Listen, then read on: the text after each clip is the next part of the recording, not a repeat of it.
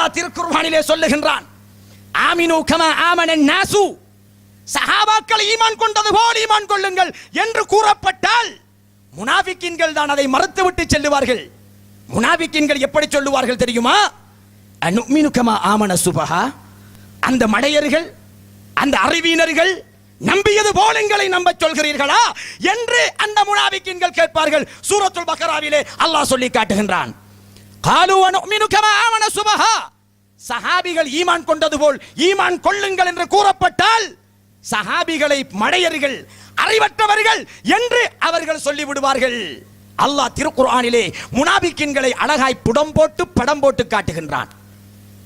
இன்றைய வஹாபிகள் என்ன சொல்கிறார்கள்? சஹாபிகள் இவ்வாறு இருந்திருக்கிறார்களே என்று கேட்டால் முடியுமான வரைக்கும் அந்த ஹதீதை சஹீஹு லஈவு என்ற பிரச்சனையின் மூலம் மறுப்பார்கள். அதற்கு முடியவில்லை என்றால் எங்கள் அறிவுக்கு அது ஒத்துக்கொள்ளவில்லை என்று வழிகி விடுவார்கள். அறிவுக்கு ஒத்துக்கொள்ளாததையும் மறுக்க வேண்டுமாம் என்று இருக்கின்றார்கள் என்றால் யதார்த்தத்திலே இன்றிருக்கின்ற வஹாபிகள் பகுத்தறிவுவாதிகள் என்ற வழிகட்ட முஅத்தஸிலாக்களின் வாழையடி வாழைகள் என்பதை நாங்கள் புரிந்து கொள்ள முடியும்.